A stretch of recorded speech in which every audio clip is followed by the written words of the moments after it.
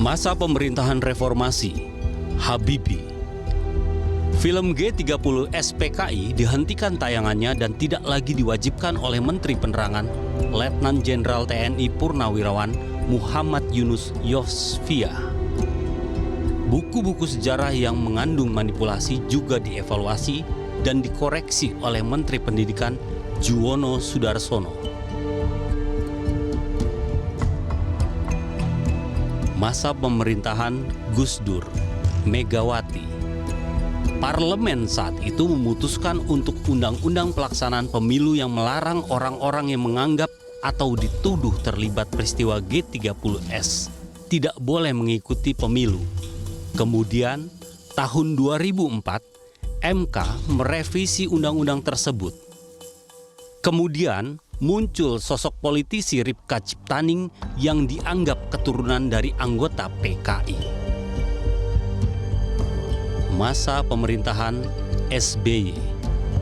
Menteri Pendidikan Bambang Sudibyo meminta Kejaksaan Agung menarik buku-buku yang pernah dijadikan sebagai revisi atas buku sejarah versi Orde Baru. Kejagung kembali melakukan pembakaran terhadap buku-buku itu. Masa pemerintahan Jokowi. Hampir setiap hari, isu PKI, komunisme selalu muncul di bulan September. Pemirsa, menarik tadi apa yang dikatakan oleh Bapak kita Adi Masardi. Dia mengatakan pejabat kita berangkat ke Cina untuk mempelajari politik, untuk mempertahankan kekuasaan. Dan memang apabila kita kaitkan belakangan ini, vaksin dari Cina, investasi dari Cina meningkat, TKW banyak bandar dari Cina.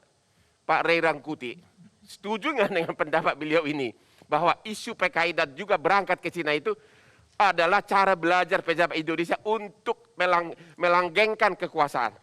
Kalau melanggengkan kekuasaan itu sih nggak perlu belajar dari Cina. Kita kan punya pengalaman 35 tahun. Ada rejim yang melanggengkan kekuasaan. Tanpa pergi Cina ya? Tanpa pergi ke Cina. Bahkan era itu kita anti Cina banget tuh.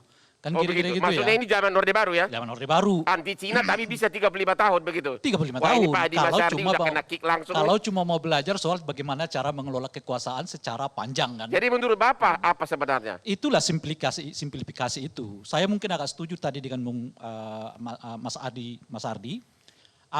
Beliau kan mengatakan ada yang disebut dengan Islamfobia, ada yang disebut dengan komunisfobia. Nah pertanyaannya adalah apakah orang yang selalu teriak setiap September tiap tahun itu? Tiap September? Ya. Siapa maksudnya? Ya umum lah. Pak Gatot? Tidak perlu kita sebutkan umum lah. Tapi kan sudah ada videonya. Karena bukan hanya Pak Gatot saja kan. Tapi paling sering Pak Gatot. Ya makanya saya mau katakan apakah itu bagian dari komunitas yang disebut dengan komunisfobia itu? Kan kira-kira gitu ya.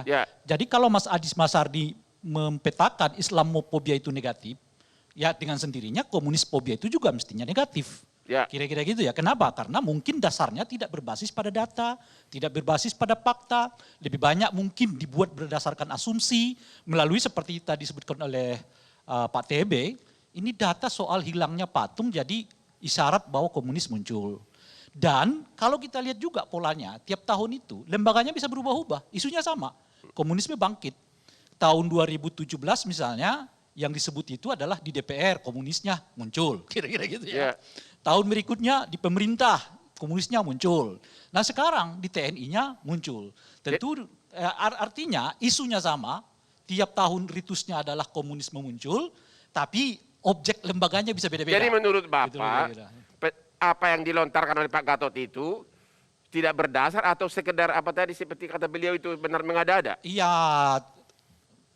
Tentu saya secara secara akademik nggak bisa dipertanggungjawabkan. Nggak bisa dipertanggungjawabkan. Dengan hanya memindahkan lalu tiba-tiba. Apalagi sekarang ini anak muda generasi milenial mana tahu tentang PKI. Itu bukan soal itunya menurut saya. Ini bagian dari cara mendidik publik yang tidak tepat. Tidak tepat. Tidak tepat. Tujuan dia apa? Saya kira persis seperti yang disebut oleh Pak TB tadi, terus menerus memelihara popularitas. Karena kalau kita lihat konsistensi, beliau nggak konsisten kok.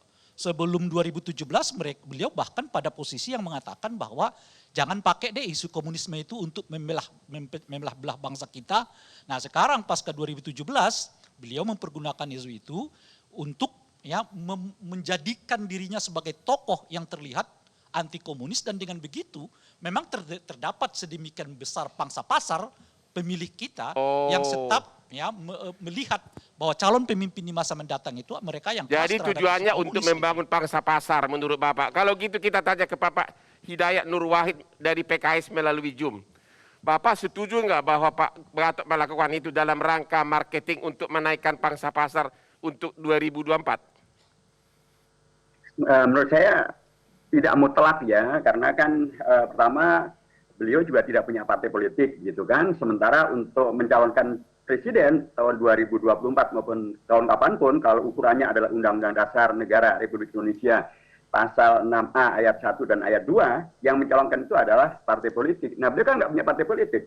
Nah, itu satu. Nomor dua, saya cenderung untuk memahami bahwa yang beliau sampaikan itu adalah semacam warning atau pengingatan atau wanti-wanti supaya kita semuanya mempunyai kesadaran dan sekaligus juga kewaspadaan. Karena kan kita tahu bahwa kalau rame-rame bulan September, karena memang peristiwa terkait dengan pemberontakan PKI yang 2 kali terjadi, tanggal 18 September tahun 48 dan 30 September tahun 65 itu, keduanya memang berada di bulan September. Tapi kenapa tiap tahun Pak Gatot selalu melontarkan isu PKI? Ya, kalau itu ditanya kepada Pak Gatot ya, karena menurut Bapak gimana? Analisa Bapak gimana? Pak Gatot gitu. Tapi yang jelas bahwa kalau kemudian pada bulan September muncul isu tentang PKI, ya ini kan mirip saja bahwa pada setiap tanggal 17 Agustus kita akan memperingati kemerdekaan Republik Indonesia. Pada tanggal 12 Rabiul Awal kita akan memperingati Maulid Nabi. Jadi ini sama saja dengan kalau pada tanggal 20 Oktober nanti ya kita akan memperingati hari ulang tahunnya Bang Hotman Paris Hutapea kan begitu. Jadi peristiwa itu memang terkait dengan tanggal itu, bulan itu terkait dengan peristiwa terjadinya apa yang sedang akan dibicarakan. Dari realita hidup Pak, dari realita kehidupan bernegara dan masyarakat, Bapak ada melihat nggak ada indikasi ancaman bahaya PKI ini? Dan apa ancamannya, buktinya apa? Ada, pertama dari sisi undang-undang ya. Undang-undang kita masih ada yang tegas mengatakan bahwa PKI atau komunisme itu adalah sesuatu yang dilarang dan undang-undang itu masih berlaku. Kalau ini dinyatakan sebagai sesuatu yang memang sudah tidak berbahaya dan tidak ada, tentulah undang-undang itu dihilangkan. Bisa Anda baca dan Anda pasti lebih fasih daripada saya. Undang-Undang nomor 27 tahun 1999 KUHP terkait dengan kejahatan terhadap keamanan negara. Itu jelas disebutkan di sana penyebaran komunisme itu mempunyai dampak hukum. Menganut komunisme dan itu juga punya dampak tapi kan hukum. Pak, komunis itu kan artinya seseorang tidak mempunyai harta benda. Semua milik negara. Bagaimana para jagoan kita di DPR dan juga pengusaha yang sudah kaya, mana mungkin dia mau jadi komunis dihidupkan lagi di Indonesia?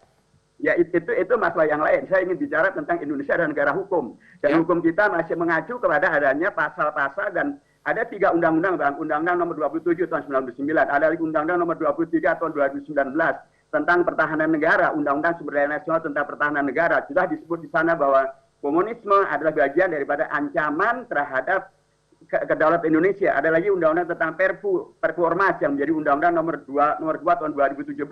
Jelas sekali juga disebut bahwa komunisme, ateisme, leninisme, marxisme adalah bagian daripada ideologi yang tidak boleh dianut dan disebarkan. Jadi menurut Bapak kesimpulannya apa yang dilontarkan oleh Pak Gatot itu bahwa PKI hendak dihidupkan lagi, menurut Bapak itu berdasar?